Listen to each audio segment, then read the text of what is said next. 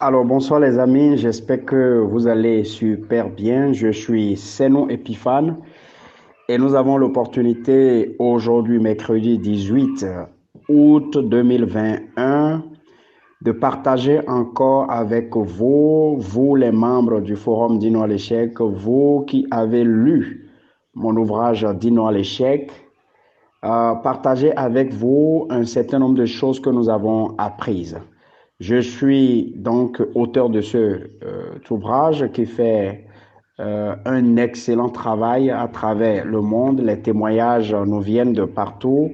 Depuis la sortie donc de la nouvelle version, je suis aussi porteur d'un second ouvrage que j'ai appelé affectueusement le livre bleu de la création, un livre résumé, mais de véritablement condensé et de véritablement puissant que j'ai écrit à travers les conseils que j'y ai mis, à travers les connaissances qui y sont posées. Alors donc, mon rôle, c'est d'être en train de guider les gens, c'est d'être en train de les guérir à travers donc leur mental, à travers donc les blessures qu'ils ont connues, que ce soit dans leur âme, que ce soit dans leur pensée, dans leur cœur, etc.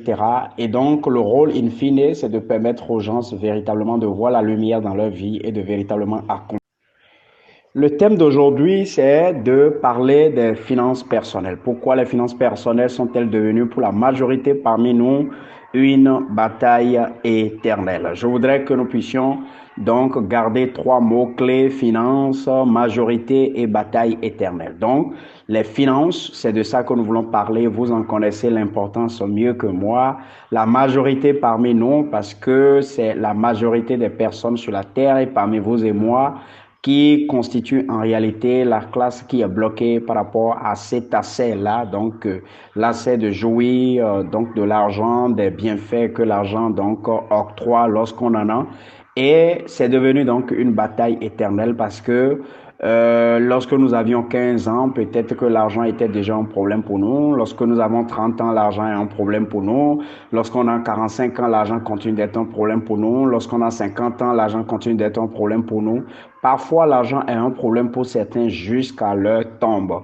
Et ce qui est bizarre, c'est que même après leur tombe, c'est que l'argent continue d'être un problème pour leurs enfants, les enfants de leurs enfants. C'est pourquoi je l'ai intitulé Bataille éternelle. Alors donc, ce qui est très important que je vais dire ici, c'est d'abord de vous dire que je ne suis pas là pour vous donner des clés magiques qui vont immédiatement faire de vous des personnes riches demain. Je n'en ai pas, ces clés, je n'en ai pas. Mais ce que je veux faire, c'est que je veux vous équiper, je vais vous donner les outils, je vais vous habiller, parce que si vous êtes un roi, il vous faut un manteau. Si vous êtes un artisan, vous avez besoin donc des outils. Vous voyez, si vous voulez faire un voyage, vous avez besoin en fait d'avoir l'équipement nécessaire. Donc mon rôle, c'est de vous donner l'équipement nécessaire dont vous avez besoin.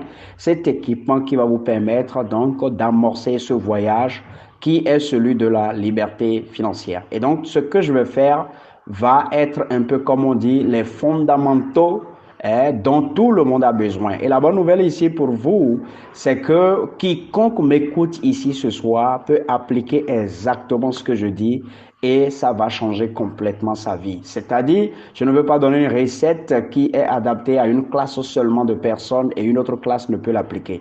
Qui que tu sois et n'importe quelle condition dans laquelle tu es, ce soir, si tu écoutes cette formation et que tu mets ça en application, il n'y a pas de raison que ça ne change pas. Donc, je donne des recettes universelles dont vous tous, vous avez besoin.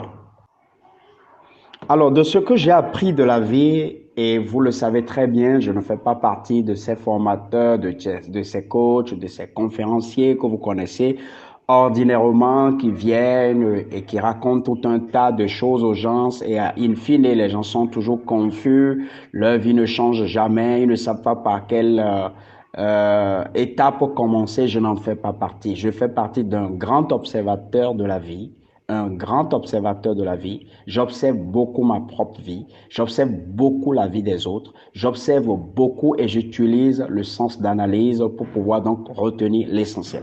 Et je suis un éternel chercheur. Je fouille beaucoup. Je suis assoiffé de la connaissance depuis l'âge de, je crois, ça fait plus de 15 ans que je suis un assoiffé de la connaissance. Et j'ai toujours cherché, surtout du domaine de succès, du domaine de la réussite, sur tous les plans, je suis un éternel chercheur. Je continue de fouiller des connaissances pratiques dont les gens ont besoin. Et donc, si je veux vous parler, je veux vous parler en tant que quelqu'un que vous pouvez écouter parce que je ne suis pas né dans une famille extrêmement riche. Je ne suis pas né d'un père, d'une mère, des parents qui ont les grands moyens qui ont mis à ma disposition. J'ai connu ce qu'on peut appeler véritablement la grande pauvreté. J'ai connu par moi-même, quand je me suis libéré des parents, ce qu'on peut appeler aussi le désert financier. Et là où je suis aujourd'hui, je bénis Dieu parce que Dieu m'a amené à un niveau dans ma vie où je ne suis pas dans les manques, mais au-delà de ça, j'ai pu donc passer dans les milieux, j'ai pu tisser des relations avec des personnes qui savent véritablement ce que c'est que les finances. Donc, même si je ne suis pas un modèle financier pour vous, je suis quand même un exemple un exemple donc de ce que c'est que les finances. J'ai pu voir les finances, j'ai pu expérimenter les finances. Et je vis avec les gens qui connaissent ce que c'est que les finances. Je pense, entre griffes, que j'ai une petite casquette qui vous permet donc de comprendre ce que c'est que les finances. Alors donc, si j'ai observé quelque chose, c'est qu'il y a deux choses qui nous tuent. Deux choses importantes qui nous tuent. La première chose qui nous tue, c'est que nous avons souvent une fausse compréhension des choses. Nous avons une fausse compréhension des choses. Soit nous avons de fausses informations, soit nous avons des informations corrompues, soit nous avons des informations de la mauvaise source. Je voudrais que vous puissiez noter ça dans votre calepin et que ça soit comme une lampe dans votre cerveau, partout où vous passez, que vous puissiez savoir de quelle source puis-je prendre les informations. Et toutes les informations que j'encaisse sont-elles des informations corrompues, sont-elles des informations bonnes ou mauvaises. Alors donc, la deuxième chose que je garde, c'est que nous pouvons avoir les informations et nous avons une très bonne compréhension des informations, mais ce qui nous tue, c'est le fait que nous n'appliquons pas les informations. Donc, nous pouvons avoir une bonne information. Nous pouvons avoir même une bonne compréhension de l'information. Avoir une information, c'est bon, mais avoir la bonne compréhension, la parfaite compréhension d'une information est une autre chose. Mais le plus important pour moi, les deux choses que je dénonce, c'est que vous pouvez avoir une information que vous n'avez pas appliquée. Donc, on a un problème de fausse information et on a un problème d'application de la bonne information. Les amis, c'est les deux choses que j'ai observées qui nous maintiennent. Et quand nous venons principalement du côté donc des finances, j'observe que ce qui différencie les riches, ce qui différencie ceux qui continuent d'encaisser de l'argent de ceux qui n'ont pas l'argent, ce sont ces deux informations de façon pratique et essentielle. Et je voudrais que vous puissiez donc noter cette information-là. Alors donc, notre compréhension de quelque chose,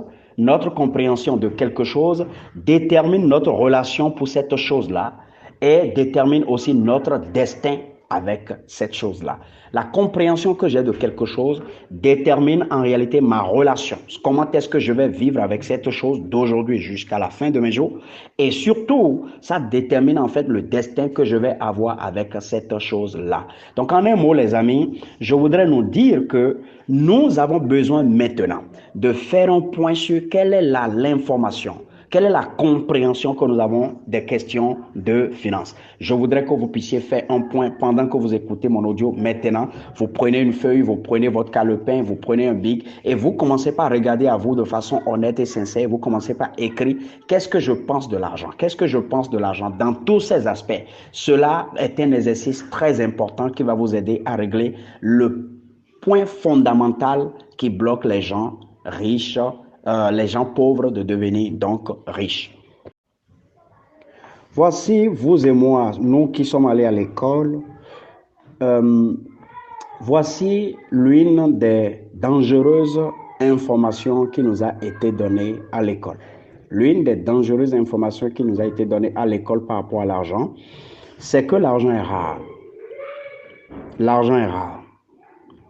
Alors, ce n'est pas mauvais encore lorsque on nous a formés, on a dit l'argent est rare. Mais ce qui serait mauvais, c'est que nous prenions la compréhension de l'argent est rare comme quelque chose d'indisponible. Quelque chose d'indisponible. C'est que si nous comprenons le fait de parler de l'argent est rare, donc la rareté de l'argent, pas le fait que l'argent soit indisponible et que nous soyons dans un environnement, dans un univers de manque, alors nous venons ainsi d'avoir la dangereuse compréhension de ce que c'est que l'argent. Et ce que ça crée en nous, ça crée immédiatement, comme un mentor aime le dire, un mental de désert, un mental du manque. Lorsque vous avez un mental de désert, un mental du manque, vous pensez à quelque chose comme ça n'existe pas. Vous pensez à quelque chose comme quelque chose qui n'est pas disponible. Il vous sera impossible presque de toucher à cette chose. Comment pensez-vous que quelqu'un puisse donc toucher ce qu'il pense qui n'est pas disponible? Vous pensez que quelque chose n'est pas disponible. Vous pensez que quelque chose n'existe pas. Comment voulez-vous l'avoir? C'est de là que le virus a été intégré dans notre cerveau. Alors, mais si vous pensez à la rareté, le mot rareté, je crois en anglais on nous a dit scarcity. Donc, si vous pensez à scarcity, la rareté, comme plutôt quelque chose de précieux et de réservé à certaines personnes, précieux et réservé, alors vous avez la bonne compréhension de rare. Je m'amuse souvent à trouver et à découvrir depuis un bon moment que le fait même que l'on nous a imposé des langues, comme par exemple la langue française, et que cela est devenu en fait notre langue de travail et de l'éducation à la base, de l'instruction à la base, j'ai trouvé que ça fait partie d'un des plus grands problèmes que nous avons. Parce qu'en fait, la compréhension que nous avons des mots est la plupart du temps en fait fausse par rapport à ce que ces mots même représentent. Non seulement nos professeurs ne comprennent pas les mots, mais aussi nous-mêmes à qui ils ont enseigné, nous ne comprenons pas les mots. Donc, rareté, si on pouvait nous l'expliquer d'une autre façon, ça nous aurait permis. Mais quand nous percevons ce qui est rare, nous voyons directement manque, nous voyons directement difficulté avant d'avoir ça. Et c'est ça qui fait partie des problèmes que nous avons. Moi, je perçois le mot rare après avoir donc été éduqué à cela, après avoir étudié cela. J'ai découvert le mot rare comme quelque chose de précieux et quelque chose qui demande de l'art. De l'art, ça ne veut pas dire que c'est indisponible. Ça ne veut pas dire que le fait de l'avoir, de le posséder est donc impossible. Mais plutôt c'est précieux et cela demande de la délicatesse, cela demande de l'art pour avoir cela. Alors donc, s'il y a de la délicatesse, ça veut dire que ça demande de la souplesse pour la précision. Ça demande de la dédicace et de l'engagement. Ça demande de la souplesse, ça demande de la précision de ma part, ça demande de la dédicace de ma part et de l'engagement de ma part pour posséder cette chose-là. Donc si quelque chose est rare, la chose n'est pas impossible à toucher, la chose n'est pas indisponible, mais la chose demande que je sois délicat. La chose demande que je sois souple. La chose demande de la précision de ma part, de la dédicace de ma part, c'est-à-dire du fait que je me dédie à ça pour l'avoir.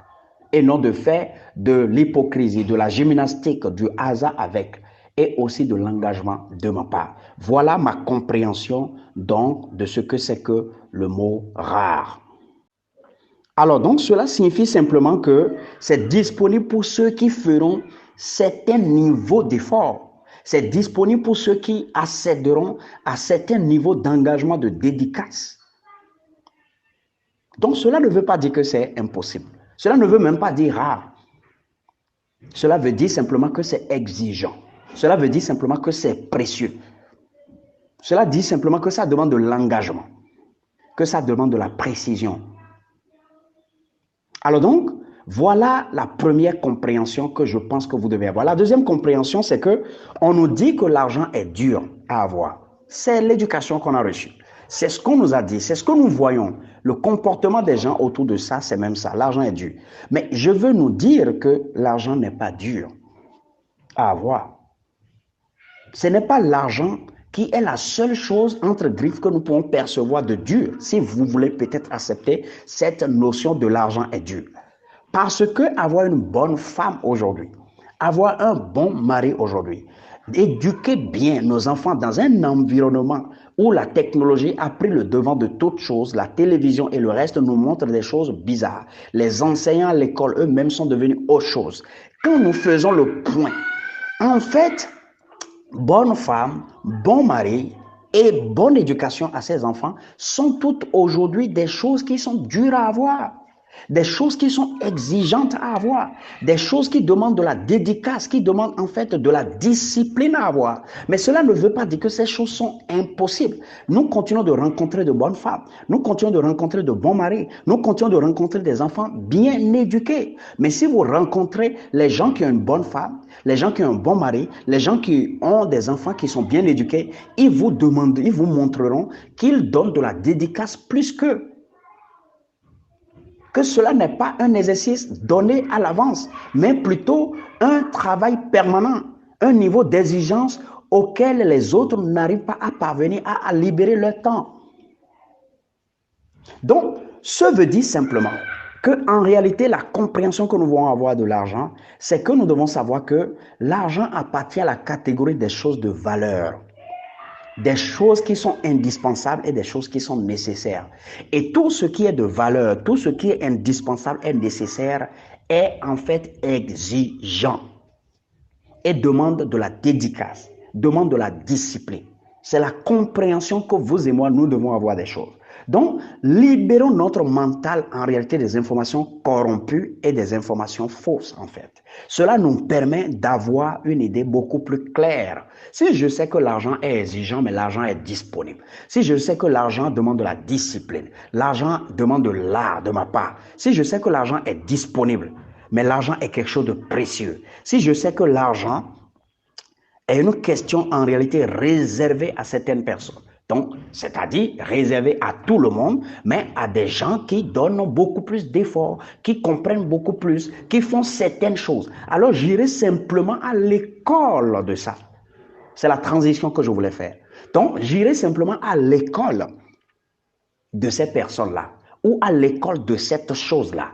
Lorsque je vais dans son école, je vais donc comprendre. Je vais donc découvrir. Et l'ensemble de ces informations, de cette compréhension que je vais avoir sous moi, va devenir maintenant un élément avec lequel je vais travailler. Et c'est là que je vais vous donner donc la deuxième étape donc, de ma formation. Alors donc, si nous sommes d'accord que c'est ainsi, nous devons donc chercher l'éducation sur l'argent. Et donc, je l'ai mise sous 3 étapes. Nous devons aller étudier l'argent. Beaucoup d'écoles aujourd'hui font cela. Il y a de grands mentors aujourd'hui qui font cela. Et vous aussi, vous avez la possibilité d'étudier l'argent en observant l'argent. En observant comment ça fonctionne. Quand ça vient dans votre main, comment ça fonctionne. Ceux qui en ont, ceux qui n'en ont pas, en observant leur vie. Vous avez juste besoin de vous déconnecter, d'avoir la discipline, de vous déconnecter un peu de ce monde de consommation qui crée beaucoup plus de bruit, qui bloque notre cerveau, qui ne nous permet pas de réfléchir par nous-mêmes et qui nous conduit. Le monde qui nous traite un peu comme un bébé qui trouve du goût dans le lait de sa maman. Le bébé ne veut pas lâcher les seins. C'est un peu comme ça que l'on nous fait fonctionner aujourd'hui. L'on nous a donné des choses à sucer. Et l'on a trouvé du goût, vous et moi, nous avons trouvé du goût à ces choses. Et ça nous empêche en fait de réfléchir. Vous n'allez pas demander à un bébé qui a trouvé du lait dans les seins de sa maman de réfléchir. C'est d'ailleurs les raisons pour lesquelles à un moment tel, l'on demande que les mamans coupent le lait au bébé, qu'on le sèvre, qu'il rentre dans la phase du sevrage. Cela permet au bébé maintenant de commencer par utiliser son brain. Mais pendant qu'il jouisse, il ne peut pas utiliser son brain, les amis. Donc, vous et moi, nous sommes devenus aujourd'hui comme des enfants dans la bouche desquels l'on a mis en fait des seins. Et il y a du lait. Et le lait qui est dedans est intéressant. Et nous ne voulons pas laisser. C'est pourquoi vous allez rencontrer beaucoup d'adultes. J'en ai rencontré, je continue d'en rencontrer, qui disent qu'ils veulent changer leur vie. Et vous les mettez dans la phase de changer leur vie. Vous leur montrez comment ils vont changer leur vie. Mais vous allez les voir, ils ne sont plus disponibles. Vous allez les voir, ils ne veulent plus dédier du temps. Vous allez les voir, ils ne sont pas prêts à se battre pour libérer de l'argent, pour libérer les moyens que cela demande en fait pour qu'ils se libèrent eux-mêmes. Et donc, ils se bloquent à cette étape et ils préfèrent repartir dans la vie dans laquelle ils étaient et ils vivent les mêmes problèmes d'année en année. Il y a des gens que je connais il y a 4 ans, 5 ans, 6 ans qui m'ont toujours dit qu'ils veulent changer, à qui j'ai toujours donné les recettes, je leur ai montré le plan, mais ils ne se sont jamais rendus disponibles pour travailler sur eux-mêmes. Et donc, je les observe et je vois qu'ils mènent la même vie jusqu'à maintenant.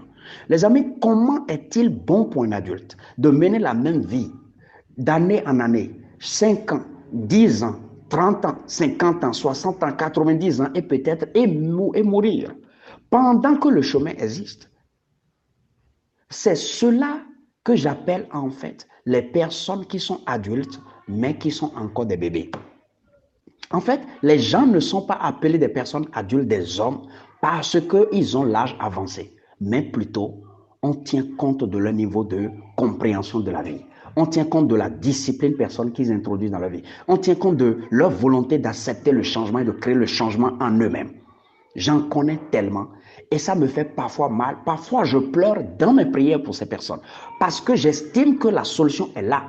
Mais ces personnes elles-mêmes ne se rendent pas disponibles. Ces personnes ne font pas le nécessaire. Ils ne fournissent pas les efforts et laissent les opportunités là. Parfois, la solution est immédiatement là. Ces personnes vivent avec ces solutions, mais leur vie ne change pas.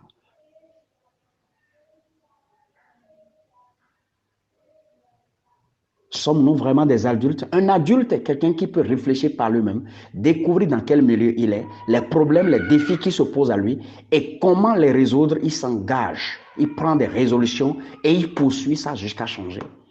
Et toutes ces facultés sont en nous. Donc, allez à l'école de l'éducation. Lorsque vous êtes allé à l'école de l'éducation, vous devez maintenant faire la deuxième chose, s'engager à appliquer. Et la dernière chose, c'est être patient. Aller à l'école de l'éducation pour les finances, pour comprendre. Deuxième chose, allez appliquer maintenant les clés qu'on vous a données. Donc, la compréhension que vous avez de ça, vous mettez ça en application. C'est ça qu'on appelle un homme sage. Et ce sont les sages qui réussissent. Les sages sont les personnes qui mettent en application la compréhension qu'ils ont d'une information. Les insensés sont ceux qui ont la compréhension, ont l'information, mais ne la mettent jamais en application. Et ils sont en fait les misérables, les problèmes de la terre. Nous devons devenir sages. Et l'une des histoires extraordinaires, que j'ai tirées des Écritures saintes entre griffes, excusez-moi que je partage avec vous, parce que je ne parle pas qu'à une communauté chrétienne, je parle à tout le monde. Je suis envoyé pour travailler avec tout le monde. Je n'ai pas donc une préférence religieuse. Non, du tout pas. Je parle à tout le monde. Alors, l'une des choses qui me défie et qui me font beaucoup réfléchir, qui me font vraiment prendre des résolutions fermes sur ma vie, c'est l'histoire, par exemple, qu'on a dit des vierges dans la Bible. On a dit qu'il y a des vierges. Et leur temps est arrivé pour aller chercher l'époux. Et elles ont décidé de prendre des lampes parce qu'ils vont faire des marches de jour et de nuit. Et donc, elles ont pris des lampes et dans ces lampes, il faut mettre du pétrole. Donc, elles ont mis du pétrole pour pouvoir aller chercher l'époux. Il s'est fait que dans le lot, il y a une partie de vierges qui ont compris qu'elles auront besoin de carburant supplémentaire. Donc, elles ont pris de carburant supplémentaire.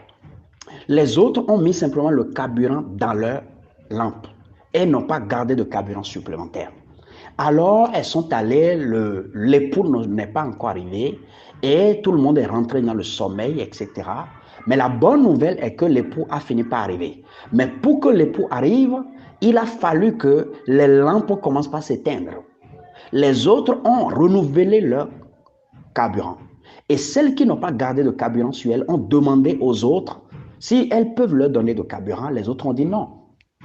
Donc, elles sont obligées de sortir de la deuxième catégorie de vierges, sont obligées de sortir maintenant pour aller chercher du carburant. Quand elles sont sorties, la porte est fermée parce que l'époux est arrivé. Et quand l'époux est arrivé, l'époux n'a trouvé que certaines vierges, celles qui ont préparé en fait du carburant supplémentaire. Les autres ont trouvé du carburant et quand elles sont arrivées, la porte était fermée. Elles ont raté l'époux.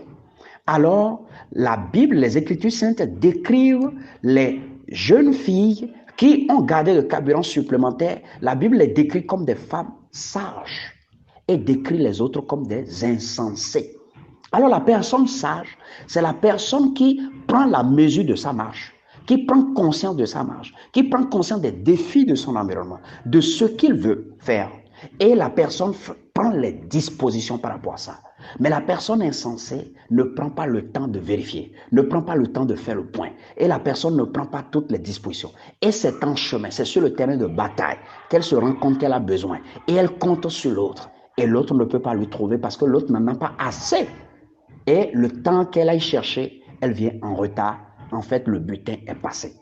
Les amis, cela me fait beaucoup réfléchir et j'estime que quand vous allez suivre la formation ce soir, ça va vous faire aussi réfléchir. Est-ce que vous êtes une femme sage? Est-ce que vous êtes un homme sage ou vous êtes un insensé? Moi, je suis malade. Quand je rencontre des personnes adultes, beaucoup viennent vers moi tous les jours pour me demander coach. Et je regarde leur vie, je sais ce qu'il faut le faire. Et quand je leur propose ce qu'il leur faut faire, certains ne sont pas prêts à payer de l'argent pour ça. Ok, c'est ma mission. Je ne peux pas être exigeant vis-à-vis de l'argent et l'argent va être l'élément déterminant sans lequel je ne le fasse. Ok, d'autres ne le font pas parce qu'elles n'ont pas l'argent, d'autres le font parce qu'elles ne croient pas.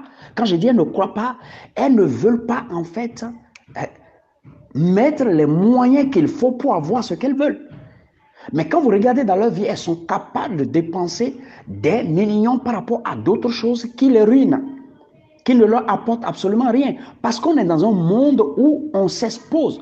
C'est ceux qui sont capables de s'exposer, de se montrer, de dire tu m'as regardé. C'est ces personnes qu'on pense qu'ils vivent. Donc le monde est attiré vers là. Mais ceux qui veulent changer leur vie sont rares. Donc là où on parle du changement, on va travailler sur soi pour changer. Vous ne voyez pas les gens. Vous voyez les gens là où on ne veut pas changer, mais on va continuer par sucer les seins.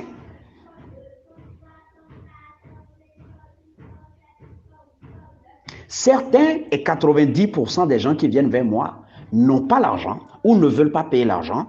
Et je leur dis, ok, je vais disposer de temps pour vous. Si vous avez l'argent, vous allez me payer après. Tous ceux qui viennent vers moi savent que l'argent n'est pas l'élément déterminant du travail que je fais. Mais certains même ne libèrent pas le temps pour ça. Parfois, c'est à toi de leur rappeler le rendez-vous. Alors, comment voulez-vous faire le changement? Si vous ne changez pas, vous ne pouvez pas aller de l'avant. Alors donc, c'était des parenthèses importantes par rapport à ce que nous disons. Si depuis 20 ans, 10 ans, 15 ans, mes finances n'ont pas changé, je continue d'avoir les mêmes problèmes, il est temps que je m'asseye et que je prenne de bonnes résolutions pour créer le changement qu'il faut pour avoir les finances et non d'évoluer dans le sens du vent de comment l'humanité, la société a tracé la coupe de ma vie. Je détiens la coupe de ma vie. C'est moi qui décide de comment conduire ma vie. Je ne peux pas suivre ce que le monde me trace. Maintenant, d'où vient l'argent? L'argent vient d'un mécanisme. Et c'est là le plus important de la partie dont je vais vous donner la formation. L'argent vient d'un mécanisme que nous appelons la valeur perçue. Les amis, je suis allé faire un peu de recherche. Je suis allé dans le dictionnaire grec et j'ai cherché le mot valeur. Qu'est-ce que ça signifie? Alors, le grec l'appelle achia, donc A-X-I-A, achia. Et quand j'ai fouillé la définition, ça s'appelle honneur, dignité. Plus loin, je suis allé chercher alors quelle est l'explication du mot honneur dans le grec. Et on m'a dit le mot honneur signifie soit timi, T-I-M-I, ou bien euchemozoun. Euchemozoun. Euchemozoun, c'est E-U-S-H-E-M-O-S-U-N-E. Alors j'ai dit, mais c'est quoi tout ça? Qu'est-ce que ça signifie in fine? Pour que ceux à qui je veux parler ce soir puissent utiliser. Ils ont dit ça signifie mérite. Ça signifie honnêteté, ça signifie dignité, ça signifie déférence, ça signifie quoi? Révérence, selon le rang et selon la fonction de chacun. Je suis allé plus loin, on dit ça signifie le prix payé par une personne ou pour une personne ou une chose achetée ou vendue. Alors ma question, si l'argent vient de la valeur perçue, Si l'argent vient du mérite, de l'honnêteté, de la dignité, de la déférence, de la révérence perçue, du prix perçu, pas celui qui veut donner l'argent. La question c'est, quel est ton mérite? Qu'est-ce que tu penses que tu mérites pour avoir l'argent? Quel est ton niveau d'honnêteté perçu par les autres qui vont te donner l'argent?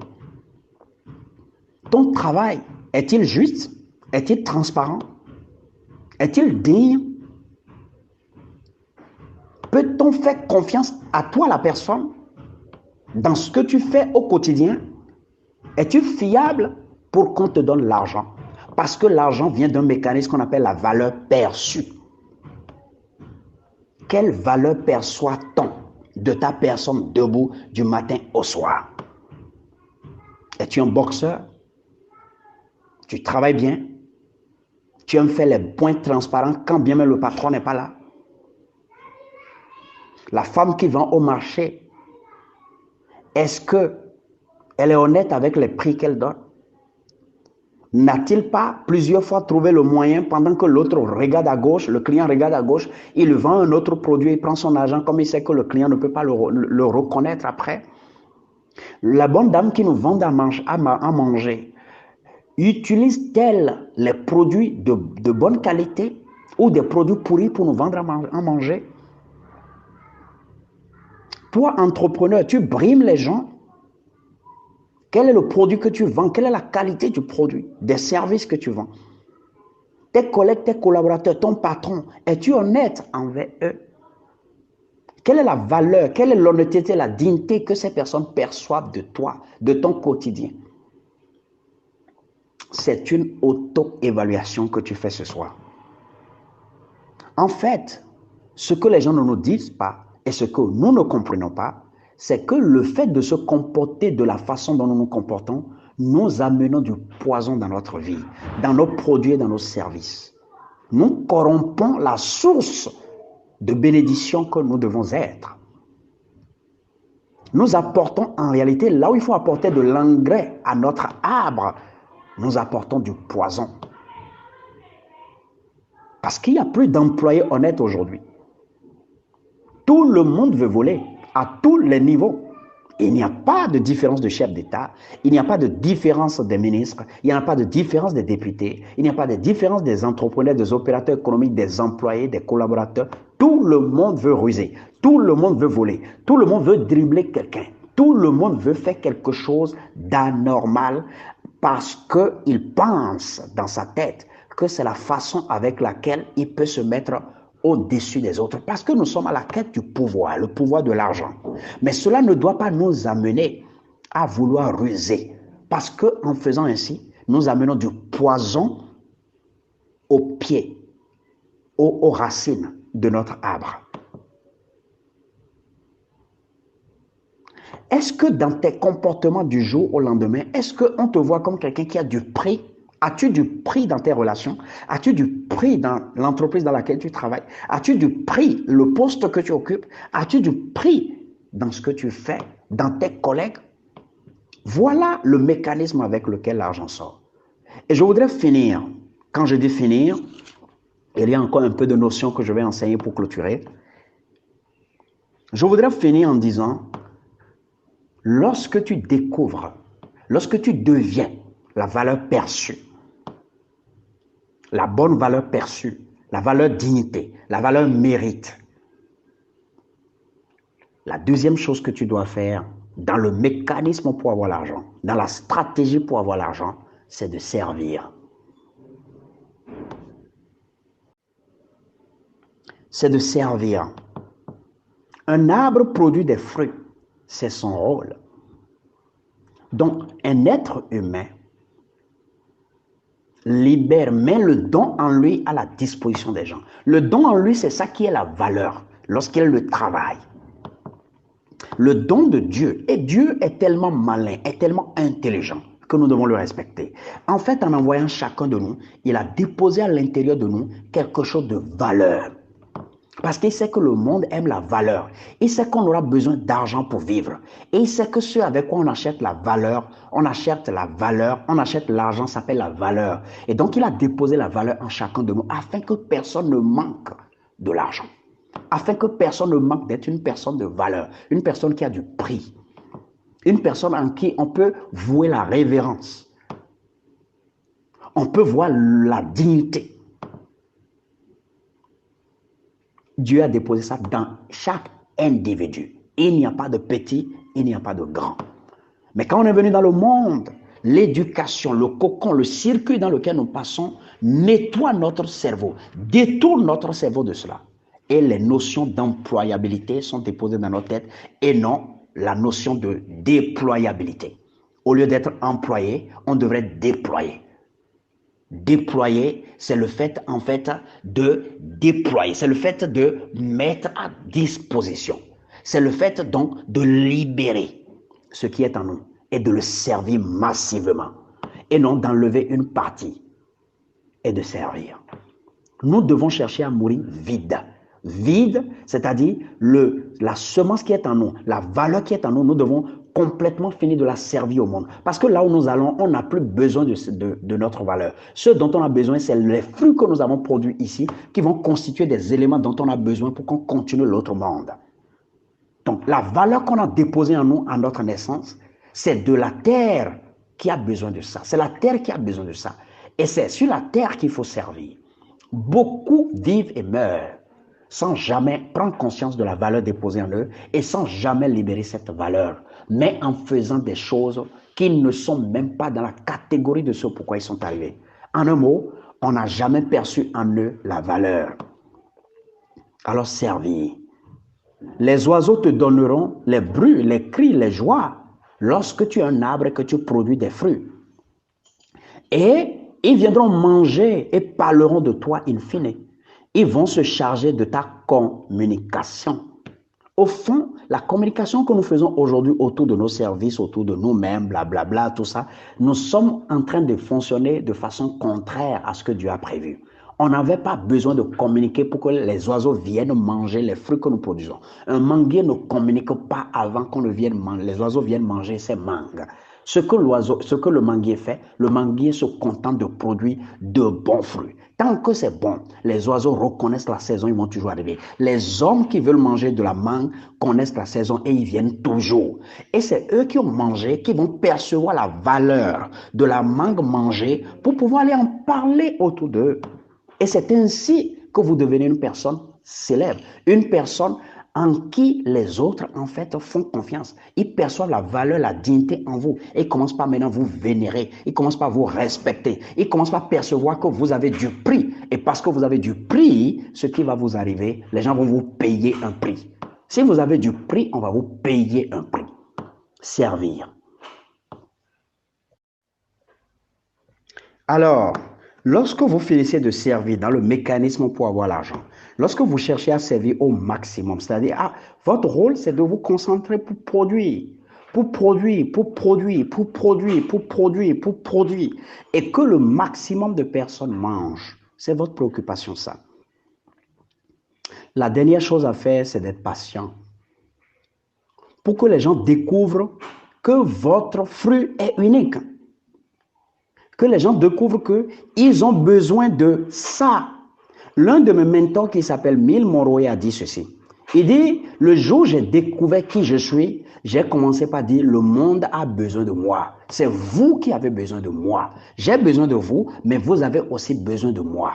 Et partout il passe, le monsieur a fonctionné comme ça. Il fait partie des rares hommes en développement personnel qui ont impacté en un temps record des millions de personnes dans le monde. Et depuis sa mort jusqu'à aujourd'hui, des millions de personnes sont toujours impactées par ses œuvres.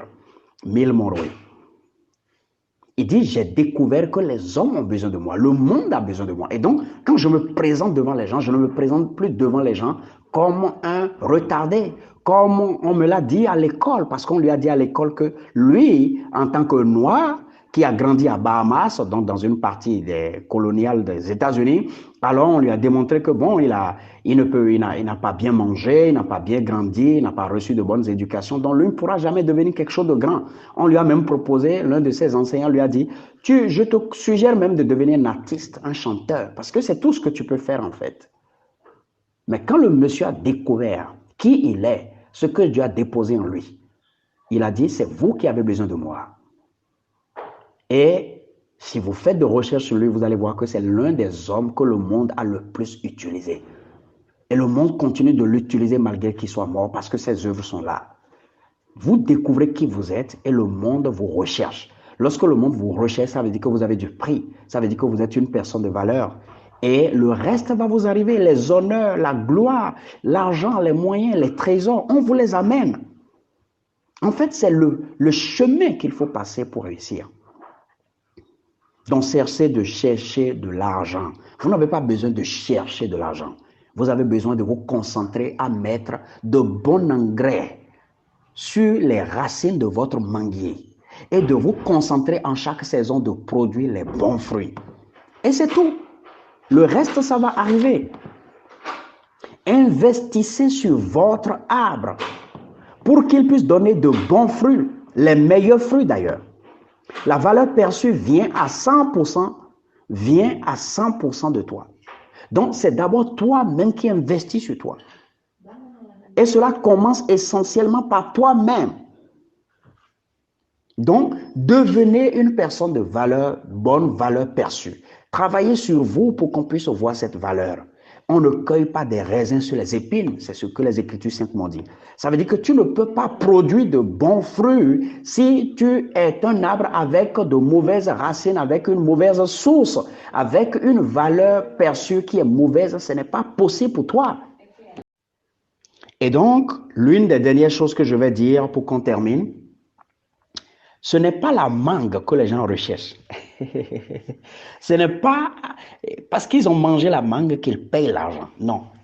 L'argent est payé compte tenu de la valeur qu'ils ont perçue de la mangue. Ça, je sais que tu as besoin de réfléchir plusieurs fois peut-être pour comprendre, mais c'est ça en fait. L'argent qui est payé non pas à cause du fruit mangue qu'ils ont mangé, mais à cause de la valeur que ce fruit a conféré. Parce que, imaginez, je prends plusieurs mangues. Certains sont aigres, certains ne sont pas succulents, etc. Est-ce que les gens recherchent ça?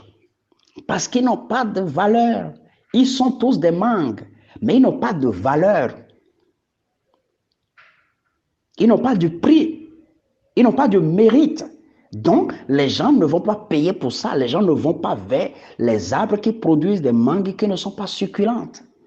Alors donc, c'est la valeur qui est donnée par la mangue. C'est à cette valeur qu'on fait maintenant un échange. On fait une transaction, on donne l'argent. Les amis, j'espère que vous avez appris quelque chose dans cette formation short que je viens de faire.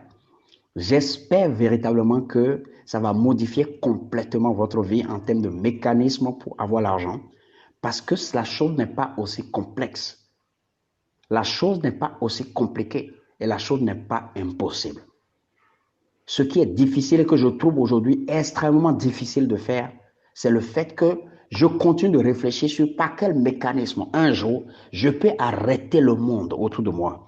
Je peux bloquer les gens dans leur processus quotidien autour de moi et leur inculquer obligatoirement que ce n'est pas le sens du monde qu'il faut suivre, mais c'est le fait de revenir en soi, de réfléchir par soi, de prendre conscience des défis, des enjeux et de mesurer ses forces, de mesurer les atouts qu'on a et maintenant de prendre des résolutions et s'engager de façon patiente et disciplinée à créer le changement. C'est la seule condition pour que vous puissiez vous en sortir. Le monde aujourd'hui recherche les miracles.